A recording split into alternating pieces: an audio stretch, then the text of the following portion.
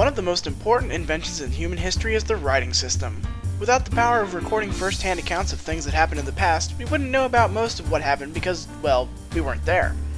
And if we couldn't write, we wouldn't have books and keyboards and signs and 5-paragraph essays and texting and poetry. We also wouldn't have the ability to get the stuff that people said or saw to just about anyone. And trust me, we've tried word of mouth, and that hasn't worked very well. The truth is, the power of written word is often taken for granted these days, but today, we're going to appreciate some amazing styles of writing from all across the world and look at some awesome scripts. This is List. In order to properly show off what these writing systems look like without a ridiculous amount of research, I've taken the name of my show Stuff You've Probably Wondered and transliterated it as best I could into each language's script. Each example is made using the phonetic spelling of the words, not necessarily the actual spelling. Even then, some sounds just don't exist in some of the languages, so I either had to take out some sounds or replace them with a similar sound. Observe at your own risk! Number 10. Georgian. Hailing from where else but the country of Georgia, this script was developed in about 430 AD. It first appeared as a scribbling on one of the walls of a church in Palestine as a modification of the Aramaic alphabet. Over time, Georgian went through a couple of vastly different changes, those being Ar-Mazuli from the 4th century, then the angular Nuskuri in the 9th century, and finally settling on modern Georgian script between the 11th and 13th centuries called Mikadari, which for some odd reason translates to horseman. Number 9. Javanese. Languages of the South Pacific are extremely diverse, much like everything in their cultures. However, one of the few with an actual writing system is the island of Java in Indonesia. Its language, before developing a script, was written down by using the Palava alphabet, borrowed from another island culture. However, this system developed into something distinctly Javanese with the invention of the Kawi alphabet in the 4th century AD. Alas, like the majority of native cultures, they were hopelessly overrun by a European country, the Dutch, in the 19th century, and Javanese was outlawed to be replaced with the much more dignified Latin. Nowadays, if you can write Javanese in Java, you are thought to be very well educated. The coolest thing about this script, though, is that when its consonant sounds, each one has a vowel accompanying it, in alphabetical order, it translates to a single sentence. There were 2 emissaries, they began to fight, their valor was equal, they both fell dead. Number 8. Burmese. India has a lot of different languages packed inside its 3,200,000 square miles, and most of them all stemmed from a single language and script called Brahmic. Brahmic is a syllabic language, which means every character in its script is a certain type of syllable that can be pieced together with other syllables to make words, in the same way letters can be stringed together to make words. Burmese has a distinct rounded shape compared to its Brahmic cousins because during its conception in southern India in 1035, the language was written on palm leaves using a stylus. Palm leaves are fragile only when pressed horizontally or vertically, so to account for this, the writing style is mostly round. Number 7. Cherokee. The entirety of North America was almost completely lacking in the writing department until the arrival of explorers from Europe. Before that, it was all drawings and word of mouth. When the colonists did show up, the Native Americans of yore were taught English, German, Spanish, whatever nationality showed up in that particular area. George Guess, otherwise known as Chief Sequoia of the Cherokee tribe, was having none of that sauce. He foresaw the eventual takeover of English in his tribe and thus quickly formulated his own written language based off what little he saw of the Latin alphabet between 1809 and 1824. The result was a bizarre set of characters that almost looked like letters, but each character, like Burmese, represented a syllable. This advancement into civilized life was so welcomed by the settlers in the New World that the Sequoia system was immediately put into print and is now the healthiest Native American language ever, spoken by millions of people in both North Carolina and Oklahoma, and with its own version of the Bible in its own newspaper. Number 6. Mongolian. As much as it pains Mr. Kim, the Mongolians are right in the middle of our list of worldly script. The Mongolians' writing system arrived in the same way much of the things in their culture came about, through conquering other places. In 1208, Chinggis Khan and his army of Mongols conquered a tribe called the Naimans of Central Asia, and with it kidnapped their village's scribe. The scribe was adept at writing Uyghur, a language hailing from Turkey, and adapted it to the Mongolians' nigh on ridiculous speech patterns. As such, Mongolian script, while looking like a cross between Chinese and the Cyrillic characters of Russia, is immensely complicated.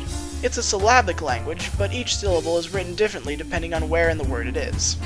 Today, Mongolian is written by about 5 million people in Mongolia and parts of China and Russia. Number 5. Sumerian. Initially used as a way to keep track of what goods were traded where, Sumerian is the oldest language we know of. It formed between 4000 and 2000 BC, but could have begun as early as 8000 BC. Sumerian was written in Mesopotamia, or modern-day Iraq, and because that area is mostly just a giant desert, all the Mesopotamians had to write on was clay. Thus, they used a triangular stick called a cuneiform to write every character they needed. Originally, every character was ideological or a symbol that represented a word, like Egyptian hieroglyphics. However, this changed as the language developed, and Sumerian became an odd mishmash of symbols and syllabic characters. Oddly enough, though this was the oldest written language, it is in no way related to any other language. Number 4. Mandaic. Like Georgian, this script comes from the Aramaic script of the 8th century BC. However, Mandaic lived in what is now Iran and Iraq during the 2nd century AD. Also known as Abagada, or Abaga, for its first few letters, Mandaic is different from the other languages on this list because the Semites who spoke it and wrote it believed their writing system to be purely magical. Each character in Mandaic represents something different. For example, the K sound represents truth, and the A vowel represents Father, referring to God. Number 3. Mayan. Beginning around 250 BC, the Mayan Empire of central Mexico created their hieroglyphic language that they used to talk endlessly about how great their gods were. Then, when the Spanish invaded into the 16th century, all of that was mostly thrown out for the holiness of Spanish. However, Diego de Landa, a bishop who ruled over the Yucatan Peninsula, decided he would try to translate Mayan using Spanish. Although it almost worked, Spanish and Mayan are still very different, because Spanish uses an alphabet while Mayan is largely syllabic. People didn't realize this until the 1950s when a Russian etymologist named Yuri Valentinovich Konorosov proposed it. People rejected him at first, but like all the great discoveries, he was eventually found to be right. Mayan is really like Sumerian in that some symbols are representative of a single word, while others are just syllables. Still, there are over 300 common glyphs, making Mayan a no less complex language. Number 2. Linear B. In the fine year of 1900, Sir Arthur Evans was poking around the ruins of Knossos, a city on the Greek island of Crete, and discovered various slabs covered in writing that he didn't recognize. Thinking he had found the lost ruins of King Minos, who owned the fabled labyrinth and by proxy the terrible minotaur that lurked inside it, Evans rushed home to England to observe his findings. Unfortunately, we couldn't figure out what any of it said, though knowing it had to be connected to Greek somehow, named one version Linear A and the other Linear B. It wasn't until 1953 when Michael Ventris, an English linguist, finally discovered Linear B's meaning. After seeing an exhibition on Minoan culture created by Evans and feeling inspired, Ventris spent 17 years trying to decipher it with various colleagues. After comparing it to early Greek, he realized Linear B was just a predecessor to the language, and had been used between 1500 and 1200 BC. Linear A, however, has yet to be deciphered. Number 1. Bliss symbols. The story of Charles Bliss, a Jewish refugee from Austria, is a grand tale of constant misfortune, contempt, and joy. I don't have time to tell it here, but Radiolab is an excellent podcast episode on the matter that you can find here. Bliss's legacy, however, was his invented method of attempting to end the language barriers of the world, at least in writing.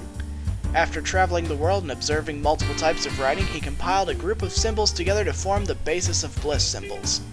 The system has over 2,000 symbols, but these symbols are so simple and iconic that anyone can identify what they mean just by looking at them.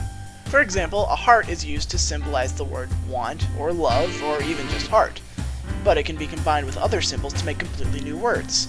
Nowadays, this system is used extensively all over the world to help deaf and special needs children communicate with others in a way that really does make sense. Well, it's time for the list honorable mention. I can't possibly rule out that in the midst of all these real languages, there are plenty of other written languages that are fictional but no less real. The crown jewel of fictional languages is definitely J.R.R. Tolkien's Tengwar, or the language of the elves. Tolkien invented this language in bits and pieces when he was 23 years old, and refined it all throughout his life. The mechanics of the language are based on Finnish, but have roots in Greek and Latin as well. Tengwar has several different forms, one being the language of the High Elves, the Quenya, and another being the Grey Elves, or Sindar, and there was even a version adapted for English. What people may not realize about Tengwar was that it was the first aspect of Middle-earth to be created. The rest of the world, everything from The Lord of the Rings, The Hobbit, and The Silmarillion, are based entirely on Tengwar. Thanks for watching this episode of List. If you have a subject you want me to count down, leave it in the comments or email me at stuffyou'veprobably.wondered@gmail.com. Also in the comments, share your thoughts on the written languages I covered. Which looks the most interesting to you? Did you create a language by yourself if you had the time or energy to do so? And hey, if you're feeling especially creative, why not give a sample of a language you made? I excitedly wait your answers, and I'll see you next time on List.